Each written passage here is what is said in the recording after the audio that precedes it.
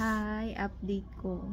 So, ngayong araw is kinuhanan ako ng Rentgen itong kamay ko. So, thank you Lord kasi medyo nagagalaw ko na siya ng konti. Pero pagka ginanto mo siya, masakit pa rin.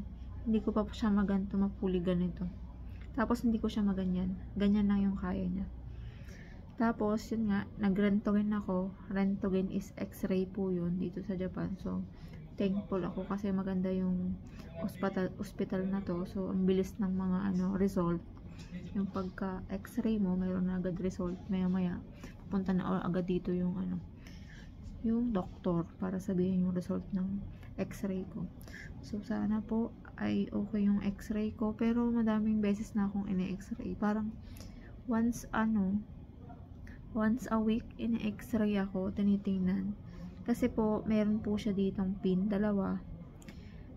Ang sabi ng doktor, nung bagong inoperahan ako is 1.5 siyang tatanggalin.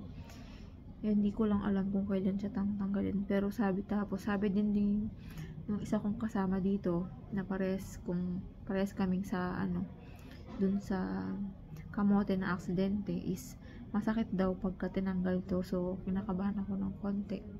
Kasi syempre, masakit yun na naman. Yung parang sakit na naramdaman ko dito na ilang araw akong hindi nakatulog.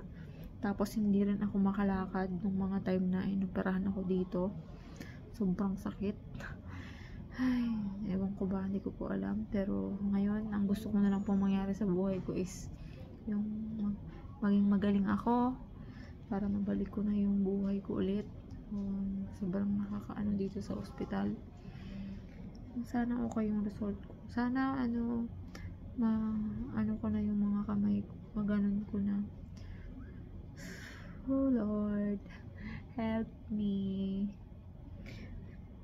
So, yun lang po. Bye! Sana okay yung result ko. Mamaya, update ko kayo. So, hi! So, yung kakadating lang nung doktor ngayon. Sabi, nag-Rentgen kasi ako kaninang umaga. Tapos, sabi, okay naman daw yung result ng Rentgen ko, X-ray. Tapos, galaw-galaw ko lang daw nga. Ang kaso, meron kasi itong nakapin dito sa hinalaki ko. May nakatusok siya. Kasi nabali kasi ito bumagsak pa. So, kinalangan nila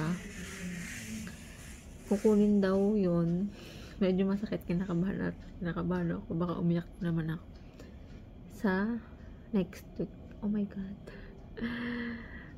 Pero syempre kailangan tiisin para makalabas na ako dito. Lord, duwag pa naman, napakaiyakin ko pa naman. Yung sonting sakit lang is umiiyak agad. So yun, thank you. Okay po yung result ng Rentgen ko. Mata ne.